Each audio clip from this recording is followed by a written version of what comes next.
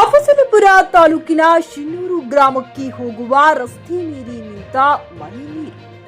ಈ ಸಂದರ್ಭದಲ್ಲಿ ಮಾತನಾಡಿದ ಲತೀಫ್ ಪಟೇಲ್, ಗ್ರಾಮ ಪಂಚಾಯಿತಿ ಸದಸ್ಯರು ಹಾಗೂ ಕರ್ನಾಟಕ ರಕ್ಷಣಾ ವೇದಿಕೆ ಉಪಾಧ್ಯಕ್ಷರು ಶಿನ್ನೂರು ರಸ್ತೆ ದುರಸ್ತಿಗೆ ಆಕ್ರೋಶ ವ್ಯಕ್ತಪಡಿಸಿದರು.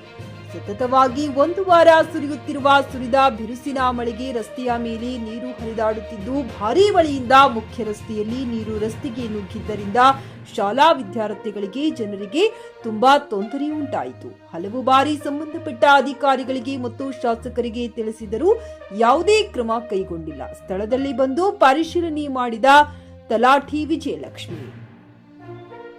Saifulla, GK news Kannada, Afzalpur.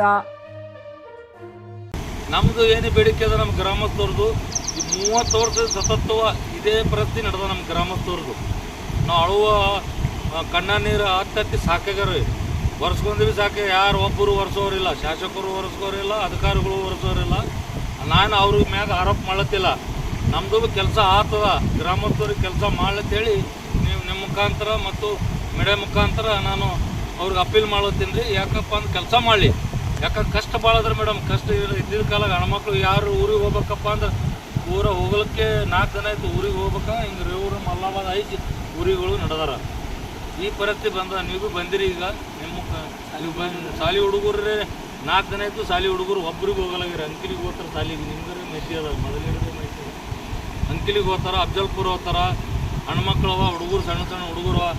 ಈಗಪ್ಪ ಅಂದ್ರೆ ಗುಲ್ಬರ್ಗ ಶಾಲೆ ಹೋಗ್ತಾರೆ. ಮುಂಜಾನೆ 6ಕ್ಕೆ 9 ಹೊತ್ತು, 9ಕ್ಕೆ 9 ಹೊತ್ತು. 4 ದಿನ ಆಯಿತು ಸತತ್ವ ಶಾಲೆ ಹುಡುಗರು ಒಬ್ಬರು ಶಾಲೆಗೆ ಹೋಗಲಾಗ್ಯಾರ ಮೇಡಮ್. ಅದಕ್ಕೆ ಮಾನ್ಯ ಜಿಲ್ಲಾಧಿಕಾರಿಗಳು ನಿನ್ನೆ ಭೀ ನಾವು ವಿಡಿಯೋ ಮಾಡಿ ಜಿಲ್ಲಾಧಿಕಾರಿಗಳಿಗೂ ಹಾಕಿನಿ, ವಿಡಿಯೋ ಹಾಕಿನಿ ರೀ. ಮತ್ತು ಶಾಸಕರು PA ಭೀ ಹಾಕಿನಿ ಏನು ರೀ, ಹಾಕಿನಿ ಮೀಡಿಯಾ ಮುಖಾಂತರ. ನಿಮ್ಮ ಅವ್ರಿಗೂ ಹೇಳೀನಿ, ಮೀಡಿಯಾದವ್ರಿಗೂ ಹೇಳೀನಿ. ಅವರು ಇವತ್ತು ಮೀಡಿಯಾದವ್ರು ಪೇಪರ್ದಾಗ ಪ್ರೆಸ್ ಮೀಟ್ ಮಾಡಿ ಹಾಕ್ಲತ್ತಾರೆ. ಪೇಪರ್ದಾಗ ಬಂದದ ರೀ. ಅದಕ್ಕೆ ನೀವು ಬಂದಿರಿ. ಮಾನ್ಯ ನಮ್ಮ ಗ್ರಾಮ ಪರವಾಗಿ ನೀವು ತಲಾಟಿ ಇದ್ದೀರಿ. ನಿಮ್ಮ ಸಮ್ಮುಖದಲ್ಲಿ ನೋಡ್ರಿ ಮೇಡಮ್ ಅವರು. ನೋಡಿ, ನೀವು ತಾಲೂಕು ದಂಡಾಧಿಕಾರಿಗಳು ಗಮನಕ್ಕೆ ತೊಗೊಂಬರಿ ಅಂತೇಳಿ ನಿಮಗೊಂದು ರಿಕ್ವೆಸ್ಟ್ ಮಾಡ್ಕೊತೀನಿ ಅಂತೇಳಿ 2 ಮಾತು ಮುಗಿಸ್ತೀನಿ. ಜೈ ಹಿಂದ್, ಜೈ ಕರ್ನಾಟಕ. PUC ಮುಗಿಸಿ ನರ್ಸಿಂಗ್ ಮಾಡಲು ಹಾಗೂ ಫಿಸಿಯೋಥೆರಪಿ ಮಾಡಲು ಇಚ್ಛಿಸುವವರಿಗೆ ಉತ್ತಮ ಅವಕಾಶ. ಹುಮ್ನಾಬಾದ್ನ HKDETಯ Umadevi Patil college of nursing ನಲ್ಲಿ BSc ನರ್ಸಿಂಗ್ ಹಾಗೂ ಡಿಪ್ಲೊಮಾ ನರ್ಸಿಂಗ್ ಕೋರ್ಸ್ ಲಭ್ಯ. ಹಾಗೂ ಭೀಮರಾವ್ ಪಾಟೀಲ್ ಕಾಲೇಜ್ ಆಫ್ ಫಿಸಿಯೋಥೆರಪಿನಲ್ಲಿ BPT ಮತ್ತು MPT ಸ್ನಾತಕೋತ್ತರ ಪದವಿ ಲಭ್ಯವಿದೆ. ಇಲ್ಲಿ ಪ್ರವೇಶ ಪ್ರಾರಂಭವಾಗಿದ್ದು, ಉತ್ತಮವಾದ ಕ್ಲಾಸ್ ರೂಮ್, ಅನುಭವವುಳ್ಳ ಅಧ್ಯಾಪಕರಿಂದ ಬೋಧನೆ, ಪ್ರತ್ಯೇಕ ಲ್ಯಾಬ್ಗಳ ವ್ಯವಸ್ಥೆ, ಹೈಟೆಕ್ ಆಸ್ಪತ್ರೆಯೂ ಲಭ್ಯವಿದೆ. ಹಾಗೂ ವಿದ್ಯಾರ್ಥಿಗಳಿಗೆ ಪ್ರತ್ಯೇಕ ಹಾಸ್ಟೆಲ್ ವ್ಯವಸ್ಥೆಯೂ ಲಭ್ಯವಿದೆ. ಹಾಗಿದ್ರೆ ತಡೆಯಾಕೆ, ಹಿಂದೆ ಭೇಟಿ ನೀಡಿ. NH65 ರಸ್ತೆ, ವೀರಭದ್ರಗಿರಿ, ಸಿಂದನಕೀರ ಕ್ರಾಸ್, ಹುಮ್ನಾಬಾದ್. ಹೆಚ್ಚಿನ ಮಾಹಿತಿಗಾಗಿ ಸಂಪರ್ಕಿಸಿ ಆಡಳಿತಾಧಿಕಾರಿ ಡಾಕ್ಟರ್ ಸದಾನಂದ ಪತ್ರಿ 9019078988.